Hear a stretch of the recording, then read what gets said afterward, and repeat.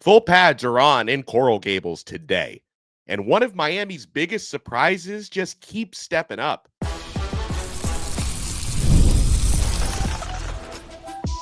You are Locked On Canes, your daily podcast on the Miami Hurricanes, part of the Locked On Podcast Network, your team every day.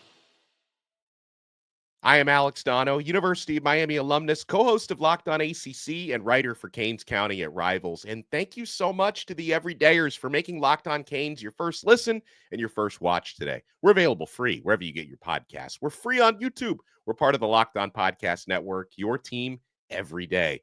On this loaded episode, we'll talk about depth situations at tight end and at quarterback. Got some questions about that from our Locked On Canes insiders. We'll talk about a potential recruiting flip, maybe another one that might go in Miami's favor. This has been the talk of the town today.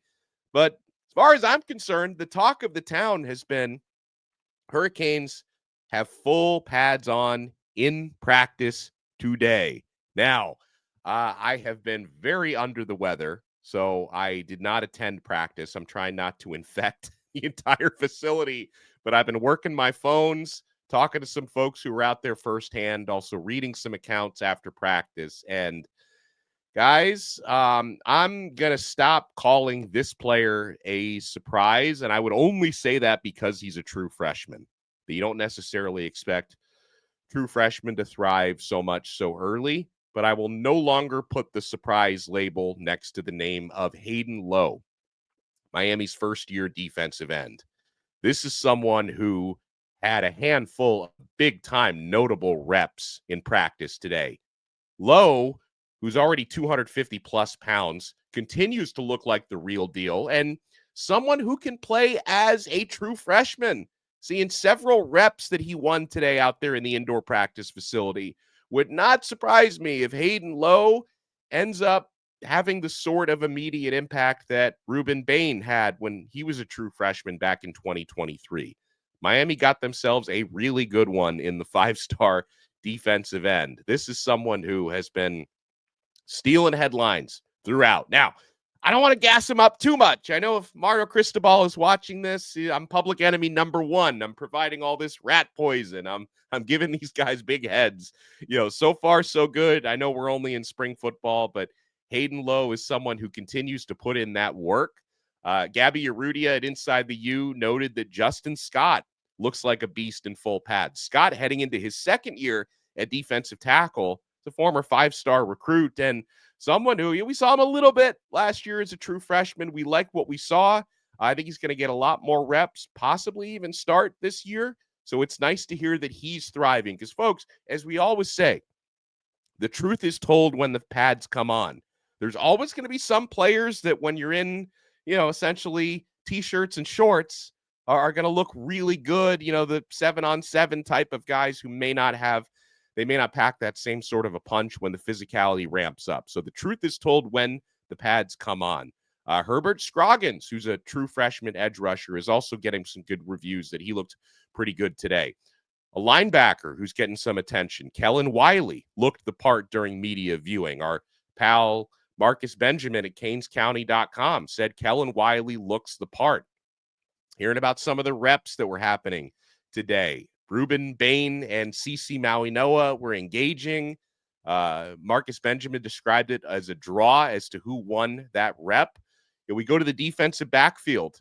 Players who are looking even better now that the pads come on, the physicality ramps up. Cornerbacks Xavier Lucas, transfer from Wisconsin, who's 200-plus pounds, and Damari Brown, same thing. A couple of big physical corners. Damari Brown apparently looked really good today, and man, do I want him to have a big season coming up? I mean, Brown, his entire year last year was basically robbed by the injury bug. Damari is practicing very well now, and he and Xavier Lucas both, and that's not even mentioning O.J. Frederic, who had an awesome freshman season. Want to see him to continue to build on that. Going to the offensive side of the football, we can finally see some more blocking now, and Alex Bauman, the transfer tight end out of Tulane, being noted as an excellent blocker. And folks, Miami needs as much depth as they can and enough versatility at that tight end position, because you may have seen the unfortunate news by now, and I'm sending my prayers out to Jackson Carver, one of Miami's tight ends who suffered a knee injury that could be a long-term thing. So I hope all is okay, and focus on your recovery, Jackson. But obviously that takes a big something away from Miami's depth at the tight end position. And Bauman, you could finally see him doing more blocking today, a lot more noticeable with the pads on. And Luka Gilbert, who's a really good blocking tight end, also blocked well today. Staying with the offensive side of the football, it doesn't appear there's been any sort of a big status change for quarterback Carson Beck. He still awaits his clearance to throw. Beck is suited up, but going through his usual reps that do not involve throwing the football. We all hope he's cleared the elbow, the UCL gets cleared to throw very soon, because we're not really going to know what Miami has offensively, or I would argue even defensively, until Carson Beck is fully out there, because he's going to be your QB1. I like the other quarterbacks, but you've had ups and downs. We all know who the starter is going to be, and that's Beck. So if you fully want to assess your wide receivers and your tight ends, and you want to assess, how the defense in coverage is doing, you really need QB1 to be out there. So Beck is doing everything he can to physically and mentally prepare for his practice debut. And he has been practicing, just to make it clear, but not able to throw just yet. The truth is going to be told once his arm is fully cleared to go. Another good practice for JoJo Trader. David Lake at Inside the U described Miami's sophomore receiver as the best moving receiver, and that certainly tracks with the practice that I've watched this spring. JoJo has been the guy who has stood out the most when you're out there. He's the one most consistently making catches and making big plays in practice. Also heard about a nice inside run today by Mark Fletcher, that he picked up a big gain, because so far in spring practices, folks, Fletcher and Jordan Lyle have been very much neck and neck. They look very much like options 1A and 1B so far at running back. And also staying with the offense on the offensive line, James Brockermeyer, the transfer center, has had some really good reps so far today, and you're seeing even more of that now that the pads have come on for him. You're also hearing some good things about some of the depth pieces on the offensive line, like Tommy Kinsler had some good reps in practice today in terms of the starters. Hearing a lot of good stuff about Markel Bell, who's going to be Miami's starting left tackle. But, man, I know I led off with Hayden Lowe. He's not the only one who's been performing at a high level. But, man, if you could potentially in that edge rusher rotation, right, we know Ruben Bain and Akeem Mesidor are probably going to be the top dogs there. Malik Bryant is going to be right up there. Hayden Lowe is going to be up there as well. Apparently, I think he's going to get playing time as a freshman. Miami is in really good shape on the defensive line, and if we can get more in the second year from Cole McConaughey and Marquise Lightfoot, Miami could end up having a really deep rotation this year. And then other, versatile young defensive linemen. Armando Blunt has been having a really good spring so far, whether he lines up on the edge or in the interior. That appears to be one of Miami's better defensive linemen. And by the way, with the pads on today, going to the interior, David Blay, the transfer from Louisiana Tech, is someone else we've gotten good feedback on, that he looks very good with the pads having come on. And folks, we have so much more to get to on this episode of Locked On Canes, including a potential recruiting flip. Can Miami get one of the most sought-after defensive players in the class of 2026? They're going to have to flip him from an Auburn commitment in order to do that. You want to keep it locked right here, my friends. We're only getting started on this brand new episode of Locked On Canes. Ever check your bank account and wonder, where did all my money go? Between dining out, online shopping, and entertainment, it's easy to lose track.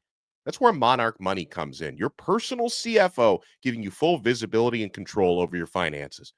Monarch Money isn't just a budgeting app. It's a complete financial command center. You can track all your accounts, investments, and spending all in one place, so you stop just managing your money and start building wealth. When I started using Monarch, I realized just how much I was spending on things like food delivery and extra meals out. Now I budget smarter and I save more. Managing money with your partner is now smoother than ever. You can track shared and personal accounts, set goals, stay on the same page without the stress. Take control of your finances with Monarch Money. Use code Locked On College at monarchmoney.com for 50% off your first order. That's monarchmoney.com, code Locked On College for half off your first year. Thank you so much for making this episode of Locked On Canes your first listen and your first watch today. For your next listen, make sure you check out Locked On ACC. Kenton Gibbs from Locked On Wolfpack and I host that show. We've been talking a lot about conference realignment, obviously, Sweet 16 coming up. The Duke Blue Devils are still alive. Nobody else from the ACC. We're available free wherever you get your podcasts, and we're available free on YouTube at Locked On ACC. Here is a situation to watch. Really, there's a couple of these in terms of potential recruiting flips for Miami's favor in the class of 2026. Tom Loy from 24/7 Sports, national reporter, noted this morning that someone to watch out for is Auburn committed linebacker JaMichael Garrett. Garrett is the 8th-ranked linebacker in the entire country. 4-star prospect, 6'2", 205 pounds. And get this, not only is he committed right now to Auburn, he is literally from Auburn, Alabama, plays at Auburn High School. And yet, according to Tom Loy, he said, quote, "I'm told Miami is making a move here for Garrett. There's a lot of smoke around the Hurricanes with the Auburn commit.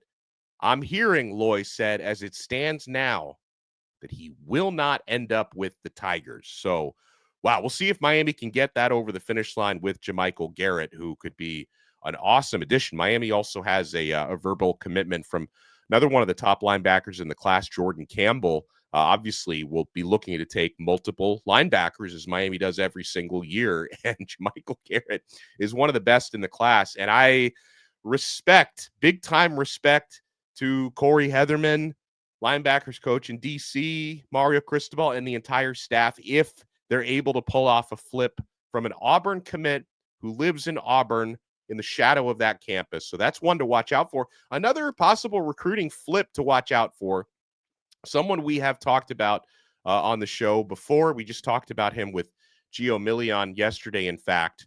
Joel Irvin, an offensive lineman out of Fort Myers High School in Fort Myers, Florida, 3-star guy, 6'6", 280 plus pounds, was recently committed to Louisville, took a visit to Miami last weekend, decommitted from Louisville, hasn't recommitted anywhere else yet, but Miami seems to be the front runner for Irvin. So Irvin, Miami seems to be the school to watch for him on the offensive line.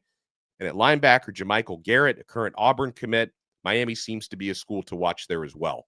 I want to continue here and answer some of you guys' questions in the Locked On Canes Insiders chat. If you want to ask questions that we answer on the show every single week, I'm going to do my Wilson from Home Improvement.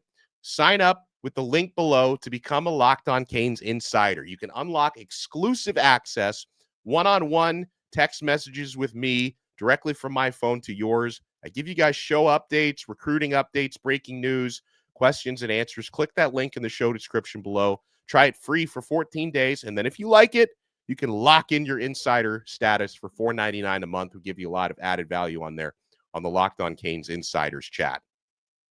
This is a good question from the 786.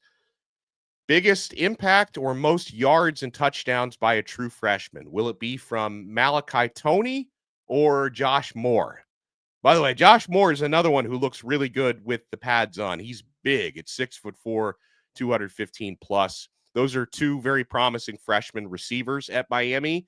Okay, I would be tempted to go with Moore because of his physical maturity and physicality.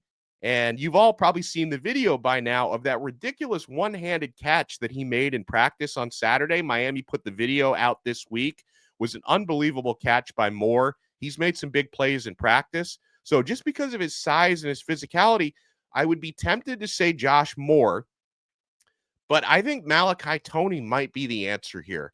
Very different body types because they play different positions. Moore is a big outside receiver. Malachi Toney is going to be an absolute menace in the slot. But I could see Toney, because of his versatility, not only can he line up, at any pretty much anywhere on offense, including quarterback, if you really need him. Malachi Toney won a state championship playing quarterback for the injured Dia Bell this past season in high school. So he's so versatile that I feel like it'd probably be easier to carve out a role for Tony, but a lot of it for both of them, it's going to depend on the older players in front of them, right? Ray Joseph has been practicing really well. So how much playing time is Tony going to be able to take away from Ray? And, in the case of Josh Moore, how much playing time is he going to be able to take away from guys like CJ Daniels and JoJo Trader? There's going to be rotation. So it's not as if we're only going to have, 3 receivers on the field. Miami had, 4 guys at receiver that they used heavily last year, multiple tight ends that they used heavily. So just maybe because of the versatility, there's no wrong answer here, but I think Malachi Tony might maybe have a slightly bigger impact as a freshman, but I would be very glad if it was a tie between the two of them. I mentioned this earlier. We got this question. Hey, I heard Jackson Carver got injured. Jimmy asks, do we need another tight end in the transfer portal? And again, prayers up to Jackson Carver. I heard a knee injury, and it's going to be a long-term recovery for him. I feel pretty good about Miami's tight end depth, though. Carver would have been a part of that, but Miami has Elijah Lofton, who looks like he's going to be tight end 1 this year. We mentioned Alex Bauman just had a really good practice today, very good blocker and also a red zone threat.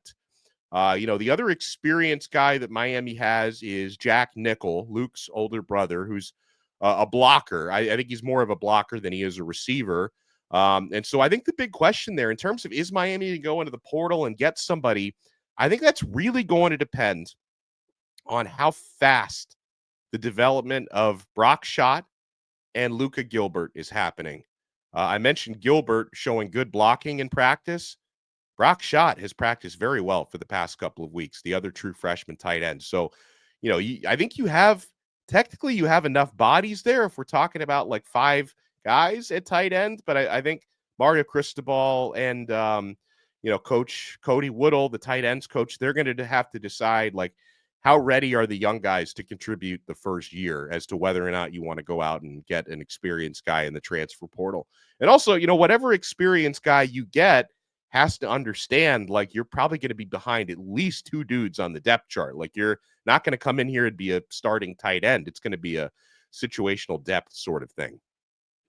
We get this one from our guy, Gilbert, who says, hey, with Miami only having 4 scholarship quarterbacks, has there been any talks with the coaching staff about pursuing a quarterback in the transfer portal? No, I don't know. I mean, as far as like, are the coaches talking about it? I can't answer for them, of course. But Miami had 3 scholarship quarterbacks last year. I would say 4. It's not. I would always love to have more. But I don't think necessarily they go after another quarterback unless, and I don't want this to happen, unless one of their current quarterbacks were to decide to leave in the spring.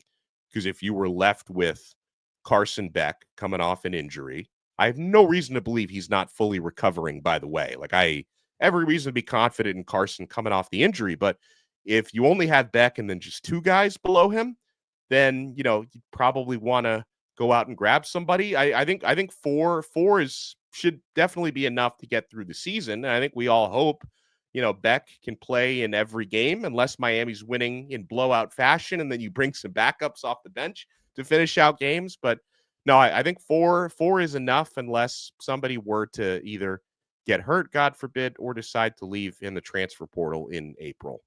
When we come back, has Mario Cristobal finally found the right mix and the right balance with his assistant coaches? You want to keep it locked right here, my friends. We're not done yet on Locked On Canes.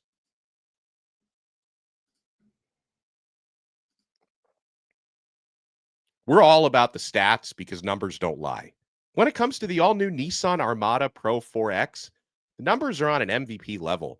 With the ability to tow up to 8,500 pounds, it can quite literally carry the whole team, plus the gear, wherever you want to go.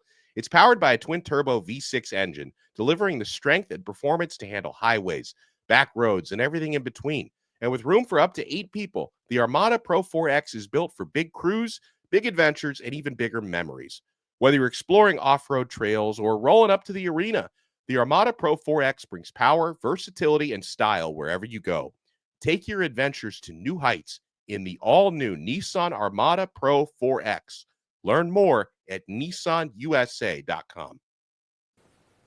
The NCAA tournament is here, and so is the bracket breakdown. Locked On Podcast Network and Amazon Fire TV channels are teaming up to deliver NCAA tournament coverage like never before. Watch studio shows featuring former players and Locked On's local experts as they guide you through every upset, buzzer beater, and bracket matchup. Stream it all for free on Amazon Fire TV channel. Search Bracket Breakdown to see it all for free. It's your team every day. Love that from our guys, Andy Patton and Isaac Shade. Obviously, Miami is not in anyone's bracket. Hopefully, Jay Lucas, the new head coach, can get our program back on track. And speaking of getting programs back on track, something needs to be done about our baseball team. I'm sorry, 11-2 loss to Stetson. Miami keeps losing series. Miami keeps dropping games that they shouldn't be dropping, like Stetson. Something needs to be done. And obviously, we've seen over the past, 4 years or so, the renewed commitment from alignment and resources being given to fixing the football program. That's in progress.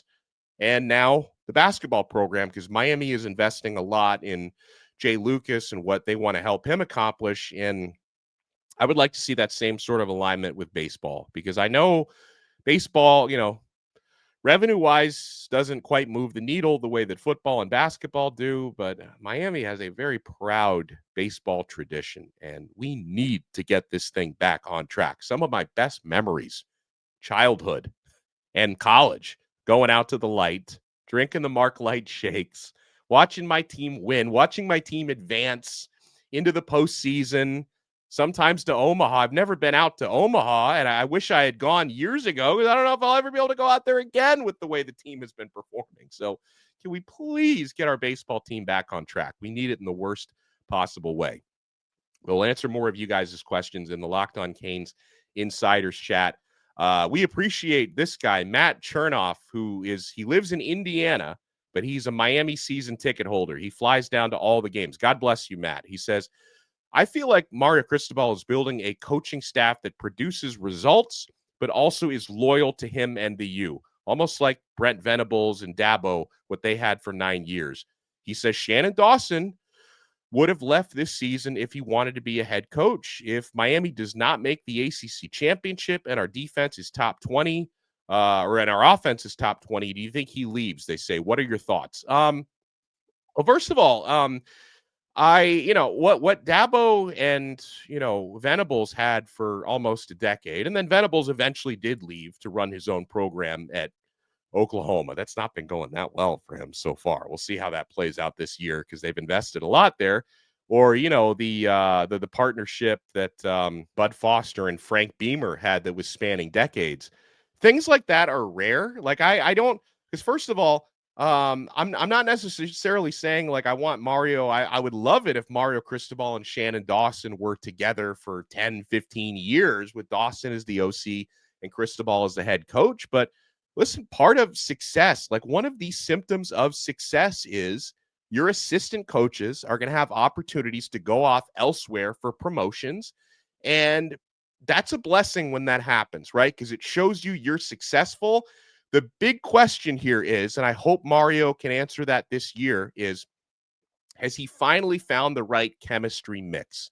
When it comes to your coaching staff, I feel that chemistry is even more important than the long-term loyalty. Because guess what? Like if Corey Heatherman has like 3 great years as Miami's defensive coordinator, am I going to blame him if 3 years from now he goes off and gets a head coaching job somewhere? Like, no, that's a symptom of success. But in the meantime, we need to make sure that all of Mario Cristobal's coaches are on the same page, not only with him, and of course, when you work with Cristobal, you have to be basically awake 24. So what was it? Warren Sapp was joking that you have to work like 16-hour days.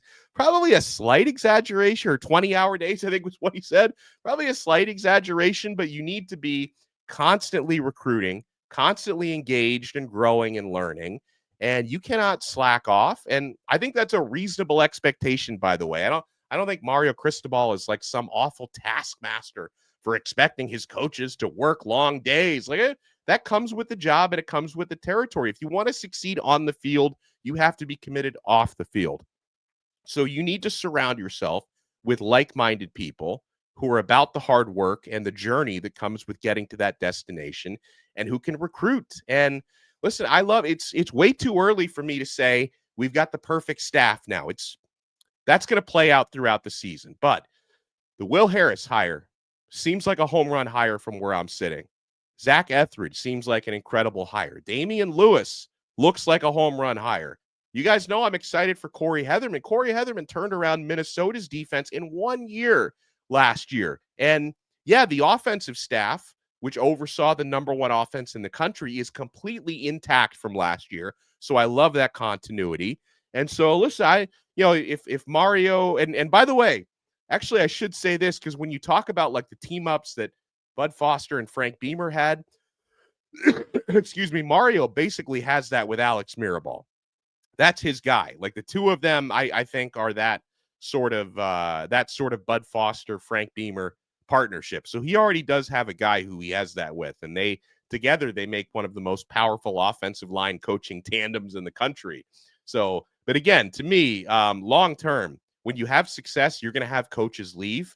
Look at Nick Saban. I mean, how many coordinators did Nick Saban go through every single year? Because they were all getting better jobs after overperforming. So that's what I want at Miami. I want to be in a spot where, Cristobal can build chemistry, continue to hire the right people. And even if you do have guys change over jobs every 2 or 3 years, it's because you're winning so darn much. So I appreciate your question, Matt.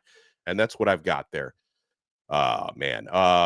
Let's see. We get this one. I know it's spring ball, but does the offense look like they have opened up the playbook, throwing more to the tight end or throwing to the running backs?